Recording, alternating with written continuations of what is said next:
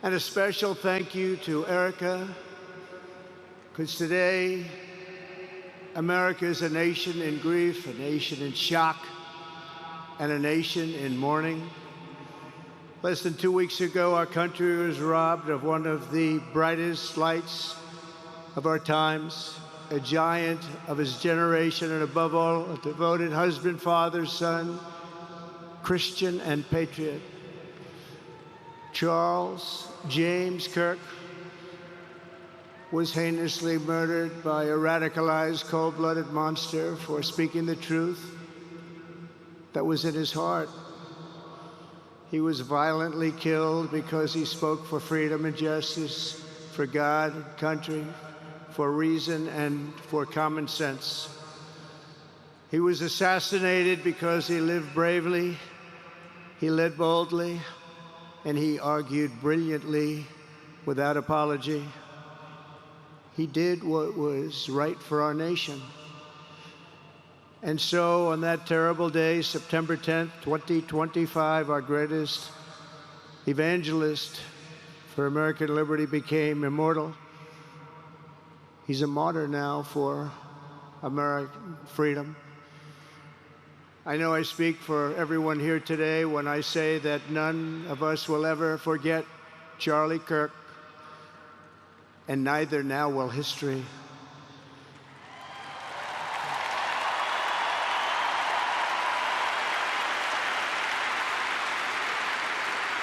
Because while Charlie has been reunited with his Creator in heaven, his voice on earth will echo through the generations, and his name will live forever in the eternal chronicle of America's greatest patriots. He will live forever.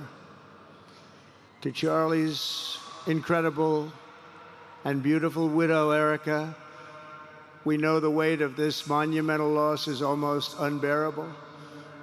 But even in the midst of heartache and pain too great to even fathom, you have somehow found the strength and deep faith to be a comfort to millions and millions of people. And thank you very much, Erica. Thank you very much.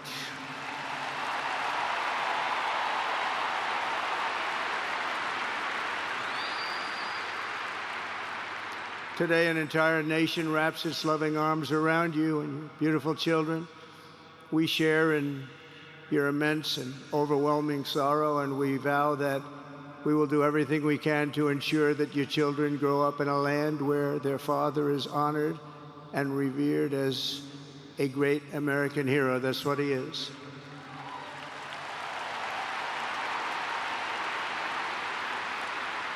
To Charlie's parents who lost their beloved son, and to the entire Kirk family, we know that no words can ever be enough to fill the void he leaves behind. That's a void that just can't be filled. But I hope the extraordinary outpouring of emotion over these past 11 days has comforted you with the knowledge that your son brought more good and love into this world in his 31 short years than most people, even very, very successful people, can bring in a lifetime.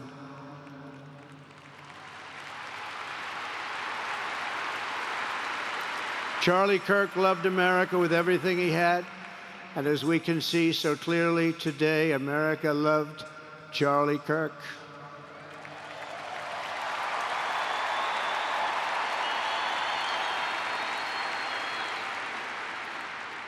And he could always draw a big crowd. Look at this today. Look at what's gone on. This is a big crowd.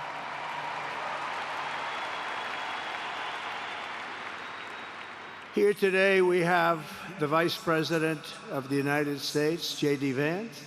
We have the Speaker of the U.S. House of Representatives, Mike Johnson. We have countless members of the United States Senate, and I'm sorry I'm not going to introduce you, but I'll be up here. They're all over the place. And likewise, the House of Representatives, they're all over this big stadium. This is not an arena, this is a stadium. Our great cabinet and this stadium packed with rafters of people, not to mention the one across the street, that also has tens of thousands of people, and they're watching us on screen right now.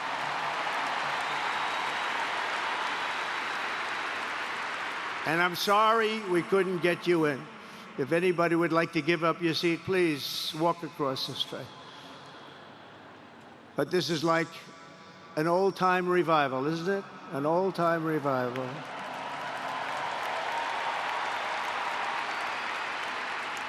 For millions of Americans, especially young people, it is agonizing and unthinkable to say goodbye to a patriot whose heart still had so much to give. It's so much. Raised in the suburbs of Chicago, Charlie was filled with a patriotic spirit from his youth, and he was an all-American in everything he did. And one of the last things he said to me is, "Please, sir, save Chicago." We're going to do that. We're going to save Chicago from horrible crime.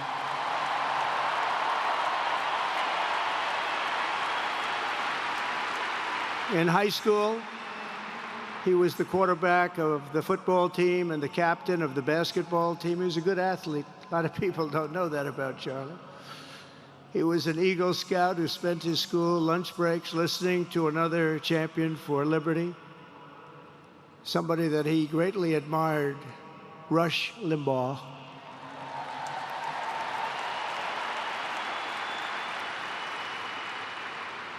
But what was even more important to Charlie than politics and service was the choice he made in the 5th grade, which he called the most important decision of his life, to become a Christian and a follower of his Savior, Jesus Christ.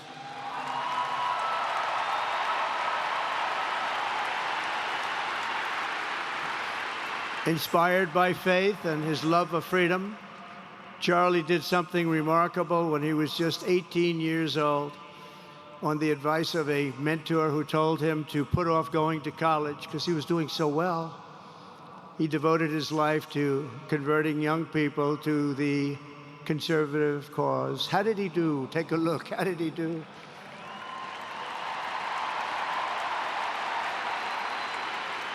In 2012, 2 days after graduating high school, and with just $1,800 in his pocket, the young man from Illinois, who no one had ever heard of, started an organization whose grand ambitions were captured in its name, Turning Point USA. Great name.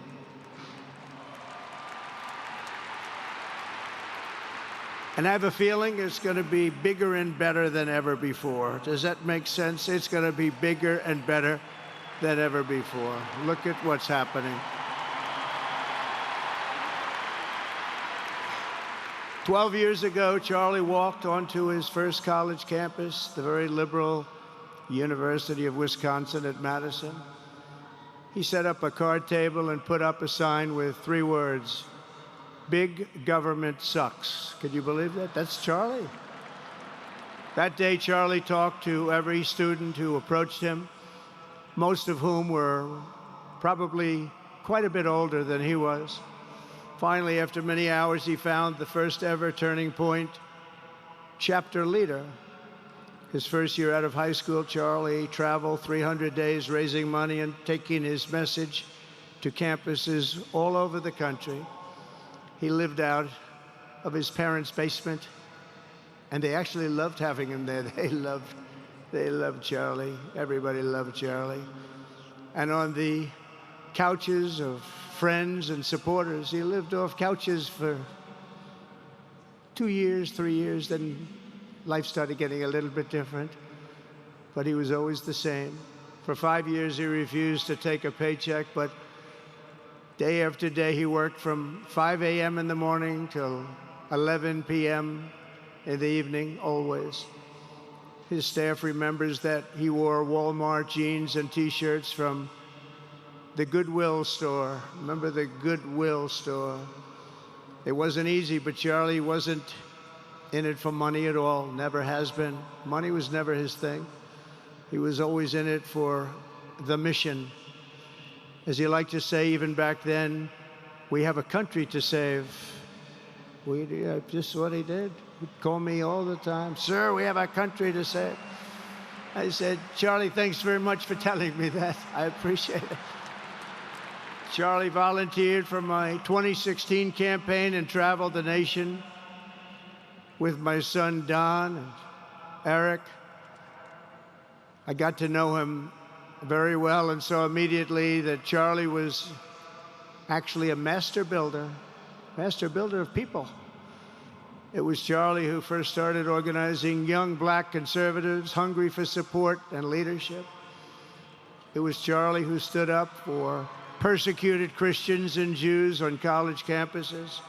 It was Charlie who helped bring online censorship, free speech, and cancel culture to the fore of our political debate. He was right up there with me.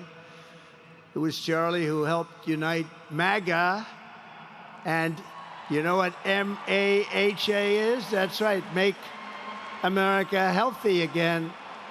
And tomorrow we're going to have one of the biggest announcements, really medically, I think, in the history of our country. We're going to be doing it with Bobby and Oz and all of the professionals. I think you're going to find it to be amazing. I think we found an answer to autism. How about that? Autism. Tomorrow, we're going to be talking in the Oval Office in the White House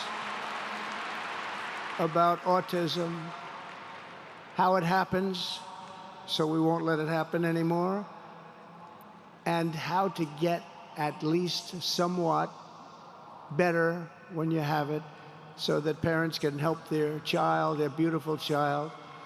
That's a big one. I've been bugging everybody over there, get the answer to that. You know, 20 years ago, 1 in 10,000 were born with autism. 20 years ago. The most recent survey says 1 in 12. How bad is that? That's for young boys, baby boys, but also girls, a little bit better. It's about 1 in 20. But we can't, because obviously there was something really wrong, and we think we know what that is. It's going to be, I think it's going to be one of the most important news conferences I'll ever have, and I look so forward to it.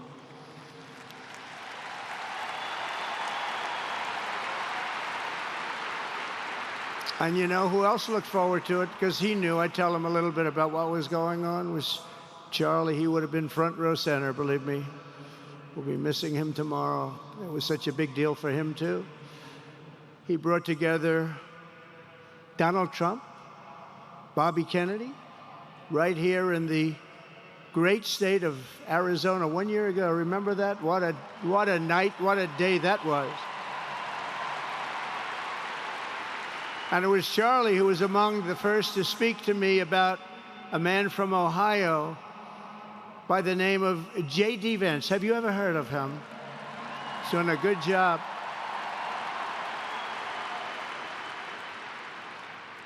But Charlie would often call me, sometimes the night before a big event, the other side of the country. And he'd ask me, he'd say, do you think you could come and speak at the event? The following day, right? I'd say, Charlie, I'm the President of the United States. You want me to travel 4 hours by plane? And you know, sometimes I did it. He was a very good guy. He was a very convincing guy. He didn't stop, but he would ask for things like that. Sir, could you be tomorrow in California? I said, Charlie, give me a break, please. He just wouldn't stop. And he succeeded. But I almost always went because you never wanted to let Charlie down. He worked so hard, you just didn't want to let him down. I felt guilty. He'd make me feel very guilty. As president, many people asked me for things, but Charlie was one of the few who always gave more than he took. He was a giver, much more than a taker.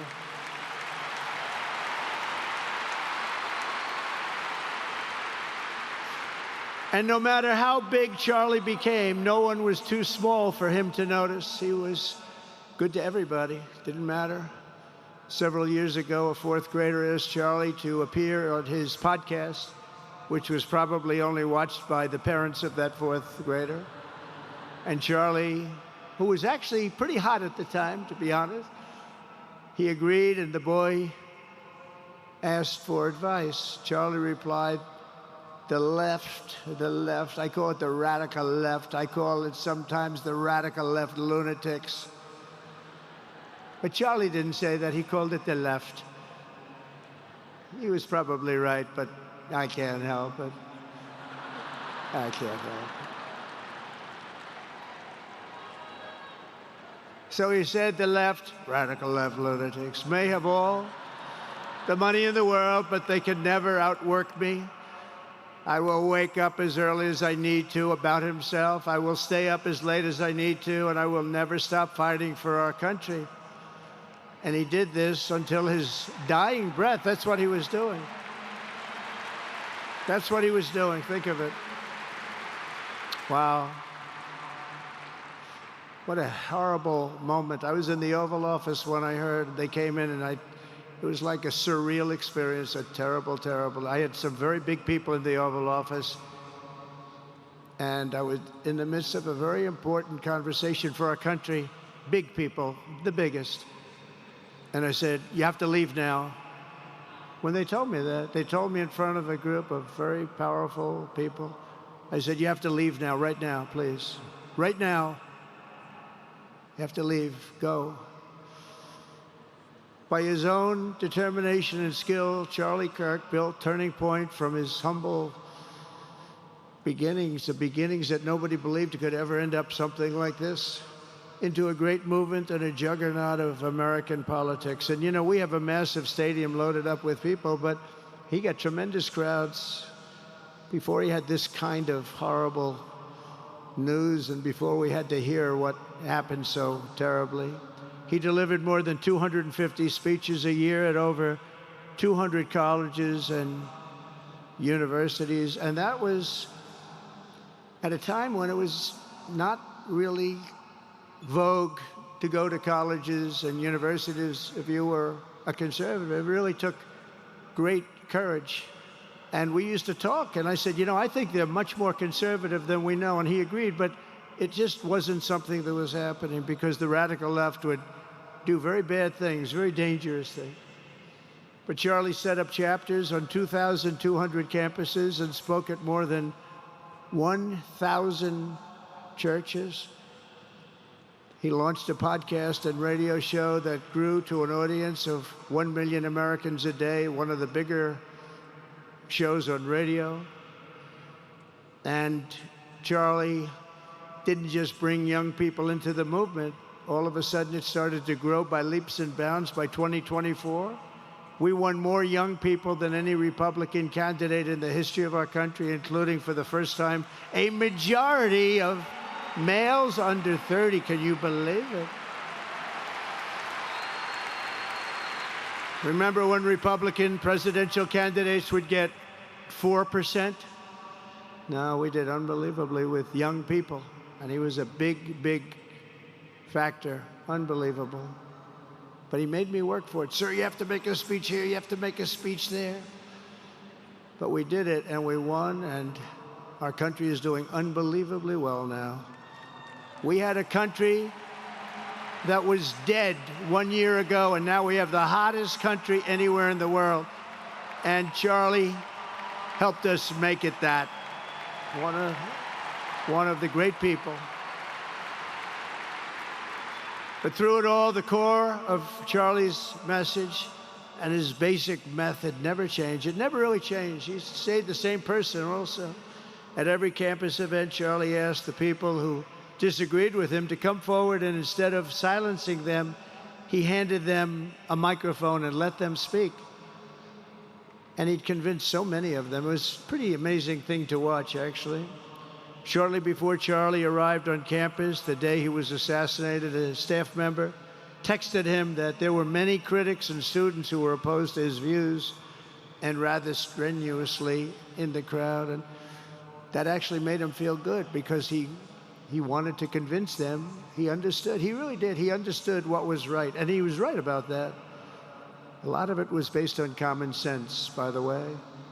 Charlie wrote back to the staff member saying, I'm not here to fight them. I want to know them and love them, and I want to reach them and try and lead them into a great way of life in our country. In that private moment on his dying day, we find everything we need to know about who Charlie Kirk truly was. He was a missionary with a noble spirit and a great, great purpose. He did not hate his opponents. He wanted the best for them. That's where I disagreed with Charlie. I hate my opponent, and I don't want the best for them. I'm sorry. I am sorry, Erica. But now Erica can talk to me and the whole group, and maybe they can convince me that that's not right, but I can't stand my opponent. Charlie's angry. Looking down, he's angry at me now. He wasn't interested in demonizing anyone. He was interested in persuading everyone to the ideas and principles he believed were good, right, and true. Before each appearance, he prayed these words: God, use me for your will. Always said the same thing: use me for your will.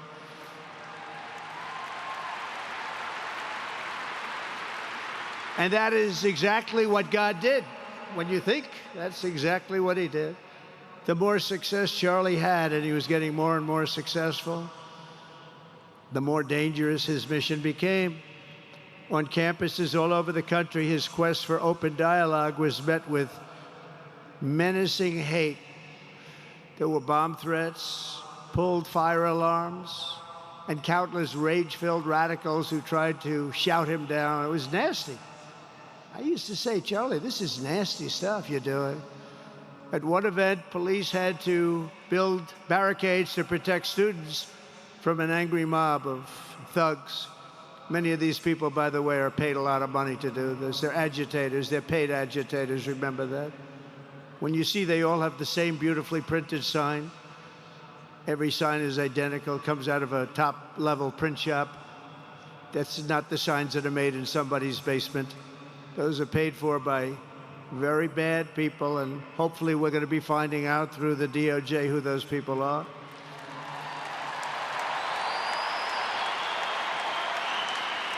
At another college, Antifa terrorists shattered windows, threw rocks, and tried to storm the building where Charlie was speaking.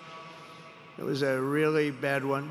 Often dozens of police officers were needed to prevent left-wing violence. And the violence comes largely from the left. You don't hear that from too many people, do you? And virtually every day for years before he was murdered, Charlie received these horrible death threats. People don't know. I used to talk to him about it. He said, I got some threats. He always felt that when they actually made the threat, they were not the ones to worry about. The ones to worry about were the ones that don't make the threats. And I think you know what I mean. He knew the risk, but he and I shared a certain motto: never back down and never, ever surrender. Just don't surrender, never back down. He believed in it so strongly. So strongly. And he's right. He's totally right. The radicals and their allies in the media, sometimes referred to, as my son said, the fake news media, tried to silence Charlie for a simple reason: because he was winning, and he was winning big. He was taking over college campuses, colleges that had, in theory, only very liberal, or as they like to say, progressive. I call them liberal, but they like to call themselves, because such a beautiful word, progressive. They're the opposite of progressive, if you think about it. But they were really nasty, and he would go into these colleges. All of a sudden, within 2 years, 3 years, they turned into bastions of conservatism. It was really quite amazing to see. They lied about him because they did not want you to listen to him or to learn from him, because what he was talking about and even preaching made so much sense. Everywhere he went, he won the debates, he won the hearts, he won the minds, and yes, he won the elections for people. He helped us, he helped other people. We won the biggest election in the history of our country, I believe.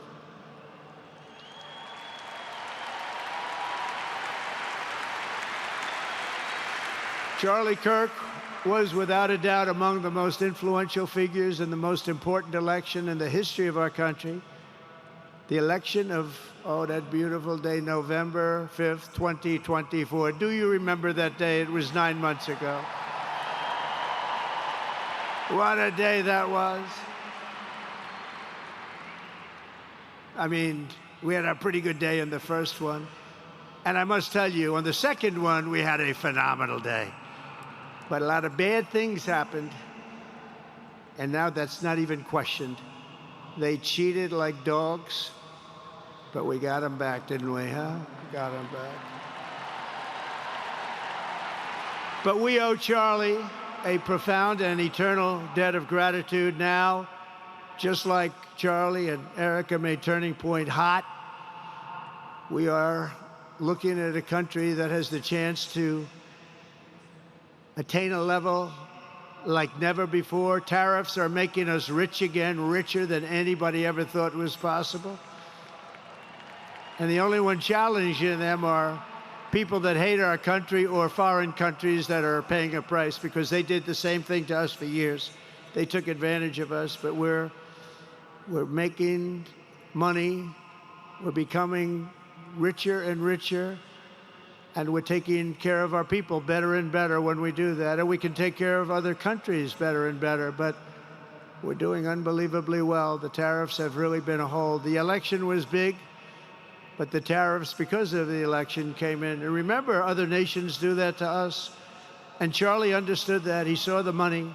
He saw what was coming into our country. And we can use that for Medicare, Medicaid, Social Security, all of these things that we fight so hard for. And that's exactly what's happening. The numbers are incredible. When the news finally came out on election night last November that the race was officially won, came out pretty early in the night. Charlie was live on camera. In that moment, he was overcome with emotion. I've never seen him like this. He was so happy. For a long while, he said nothing. His eyes were filled with tears, and then he buried his face in his hands and he started crying. That wasn't the Charlie I knew, but in thinking about it, it actually was the Charlie I knew, because he had a tremendous heart. He just wanted what was good for our country, and he saw us going in such a horrible direction. Lovingly, Eric, and this was so beautiful, Erica put a MAGA hat on to cover his bowed head. I like that very much. MAGA, we love. Does everybody love MAGA? Make America Great Again.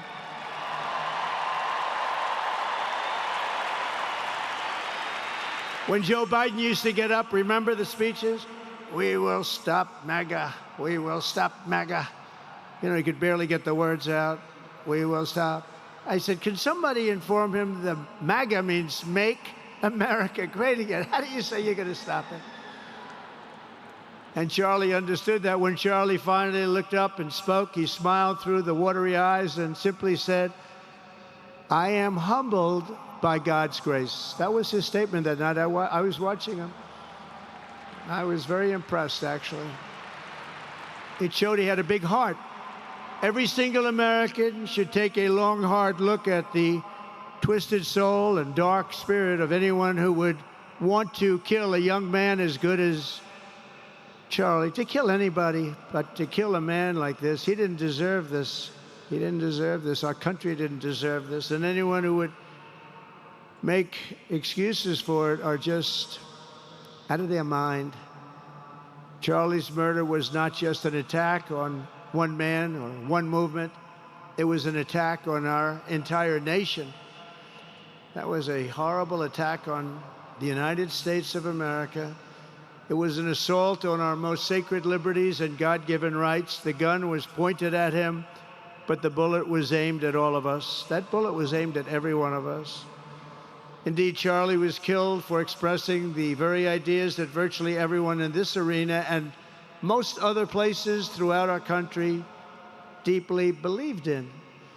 But the assassin failed in his quest because Charlie's message has not been silenced. It now is bigger and better and stronger than ever before, and it's not even close. And it's rare that such a thing happens, but Charlie is bigger today than he was, think about it, just 2 weeks ago. He's bigger today than he was 2 weeks ago. Now, that may not help his friends and loved ones, of which there are so many. It may not help Erica and those beautiful children who have to suffer so horribly through this moment, but they know it's true. He's bigger now than ever before, and he's eternal. He's eternal. And I just want to say we love him. And he's looking down at us right now, and he's saying, wow, that's a great crowd. He's saying, that's a great crowd.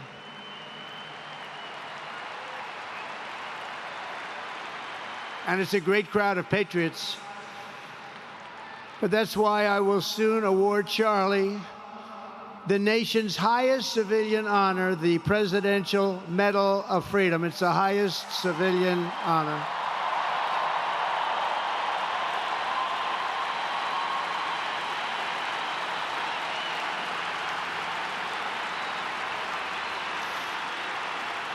And we will do the ceremony at our beautiful White House in a very safe Washington, D.C., a place that Charlie truly revered.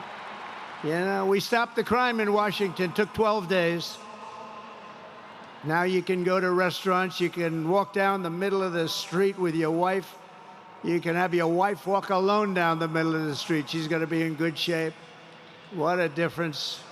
What a difference good management really makes. But it's, I'm so proud of that Washington, D.C. You know, it was one of the worst in the nation, in the world. And now it's considered a very safe city. And it's also, I passed it yesterday, I went through it, and the lawns are good. It's like a different place. It's like the tents are gone, the threats are gone, the gangs aren't there. We got rid of, you know, we took out 1,500 career criminals, 1,500. If you have 3 career criminals, that can make a big difference. But I'm so proud of Washington, D.C., and now we're going into Memphis. And we'll get that one straightened out fast. And then we're going into some others, but we're going to go to Chicago, and we're going to have Charlie very much in mind when we go into Chicago. And we'll get that one straightened out. You have an incompetent governor who, he thinks it's okay when 11 people get murdered over the weekend. He thinks you don't have any crime when 11 people get murdered and 28 people get shot. He says he's got crime. No, they don't have it under control, but we'll have it under control very quickly. So we're going to be doing that. And Charlie loved what we were doing. He was so proud of what happened. He was there to see it. He's so proud of what happened in Washington, D.C. As you know, the depraved assassin who planned and executed Charlie's killing has been arrested and charged with capital murder. God willing, he will receive the full and ultimate punishment for his horrific crime. Terrible thing. Because you can't let that happen. You can't let that happen. Can't let it happen to a country. The Department of Justice is also investigating networks of radical left maniacs who fund, organize, fuel, and perpetrate political violence. And we think we know who many of them are. But law enforcement can only be the beginning of our response to Charlie's murder. Over the last 11 days, we have heard stories of commentators, influencers, and others in our society who greeted his assassination with sick approval, excuses, or even jubilation. You've heard that. So have I. Couldn't believe it.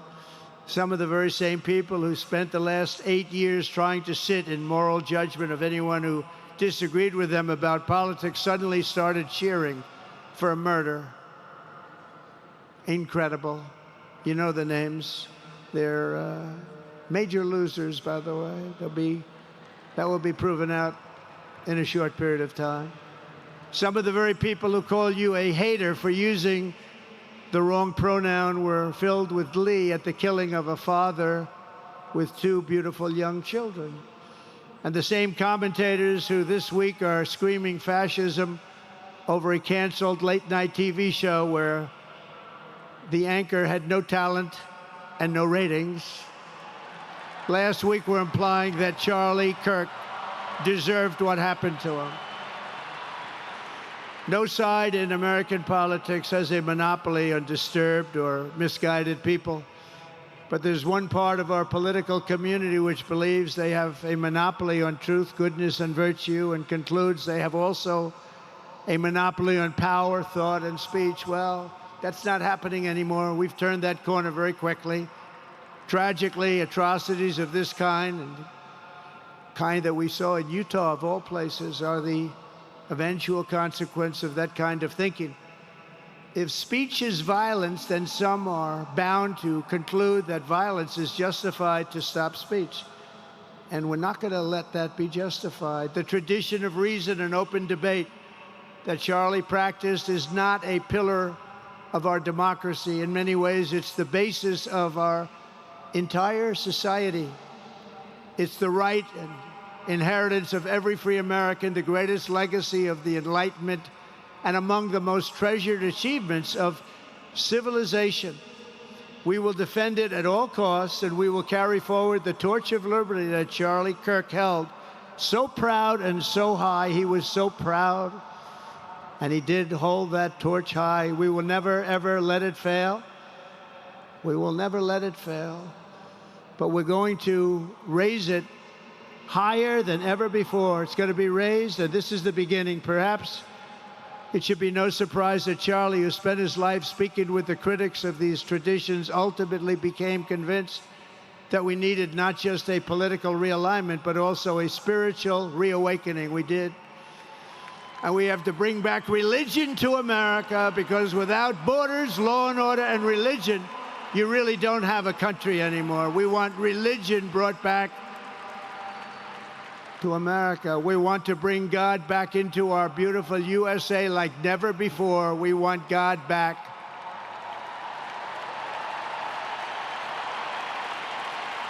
Charlie would have been so pleased to hear his friends and colleagues today giving testimony and giving glory to God. Within minutes of the gunshot in Utah, millions of Americans, young and old, heard the news and dropped to their knees and started praying. Even many who rarely prayed asked God for a miracle. Please, God, save Charlie. But although Charlie's time with us on earth has ended, those prayers for a miracle have already been answered. Look at what's happening. Look at what's happening. In the days since Charlie's death, we have seen how his legacy has touched so many millions around the world. In Calgary, Canada, thousands gathered at City Hall to sing the American national anthem and raise up posters with the name Charlie Kirk. In Seoul, South Korea, crowds gathered to wave American flags and shout, "We are for Charlie Kirk." His memory has been honored in the streets of Berlin, Warsaw, Vienna, Sydney, Madrid, London, Tel Aviv, and all over the world. So beautiful to watch. A man as far away as rural Australia texted a pastor, "I'm going to come to church tomorrow for the first time ever." The pastor asked, "Why is that?" The man replied, "Because of Charlie Kirk." Can you imagine? The lesson of Charlie's life is that you should never underestimate what one person can do with a good heart, a righteous cause, a cheerful spirit, and the will to fight, fight, fight. Have to fight. We're saving our country. And Charlie's a big factor, such a big factor. Charlie Kirk started with only an idea to change minds on college campuses, and instead he ended up with a far greater achievement, changing history. He changed history. Today, Charlie Kirk rests in glory in heaven for all eternity. He has gone from speaking on campuses in Wisconsin to kneeling at the throne of God, where he is right now.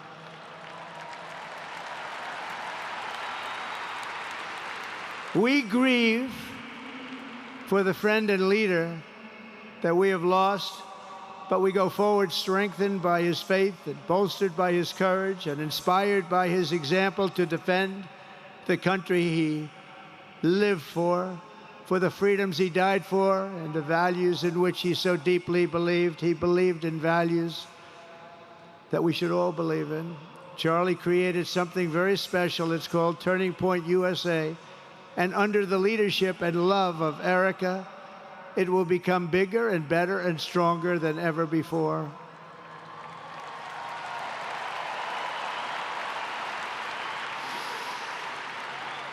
So, Charlie, we all want to thank you.